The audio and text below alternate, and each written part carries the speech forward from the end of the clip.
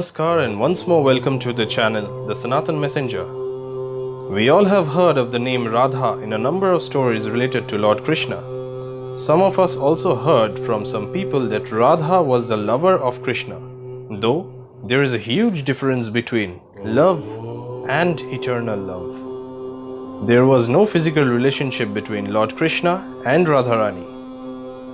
It was a very pure relationship because though Lord Krishna and Radha Rani had their respective bodies, but both of them shared the same soul. So friends, today we are going to know the history behind the birth of Radha Rani. Long back on Satya Yug, a sage named Abhimanyu meditated and satisfied Lord Vishnu 3 times in his lifetime. And in all the 3 times, he wanted the same boon from Lord Vishnu. The boon that sage Abhimanyu wanted was that Goddess Lakshmi would be his wife in his next life. We all know that Goddess Lakshmi is the wife of the Almighty, that is Lord Vishnu. The Almighty straightaway denied to give the boon to the sage in first 2 times. But in the 3rd time, he gave the boon to the sage with a condition. The condition was that Goddess Lakshmi would be the wife of sage Abhimanyu in his next life. But the sage wouldn't be able to enjoy his husbandhood at that time. Accordingly, sage Abhimanyu took his next birth in a place named Brajapur, Vrindavan. He was named Ayann Ghosh, and astonishingly he was born as a eunuch. And he was later married to Radha Rani.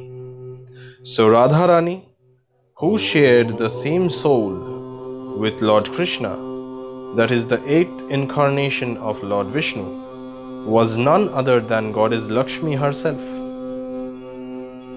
Sri Krishna was Satchidananda.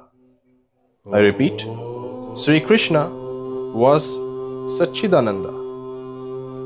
This very word Satchidananda can be divided into 3 parts: Sat, Chit, and Ananda, meaning existence, consciousness, and eternal happiness.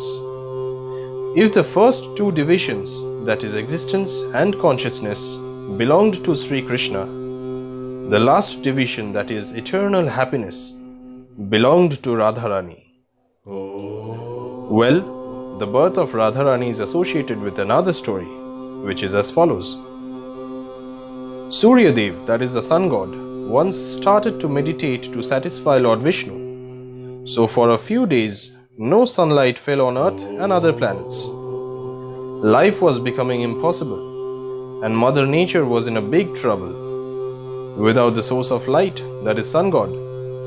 So all the other gods, that is the Devatas, went to the home of Lord Vishnu, that is Vaikuntha, and requested before the Almighty to do something, to bring the sun god to his original position in order to save the life of the living beings of the nature. The Almighty had no other option other than going in front of the sun god and praise him that he was satisfied by the sun god's meditation, and he finally did so. After that, Lord Vishnu asked the sun god about the blessing or boon that he wanted from the Almighty. The sun god said before the Almighty that he once wanted to have a daughter who would be the closest person to Lord Vishnu one day. Lord Vishnu said to the sun god that his wish was definitely going to be fulfilled. Hence, the sun god again went back to his original position, and the lives of all the living organisms were secured again, and Mother Nature was finally relieved. And finally, in Dwapar Yuga, a part of sun god took birth in a king's family, and he grew up to be King Brishabhanu. And later his queen Kirtida gave birth to Radha Rani. Thus Radha Rani was that daughter of Surya Dev, who shared the same soul with Sri Krishna, that is the 8th incarnation of Lord Vishnu.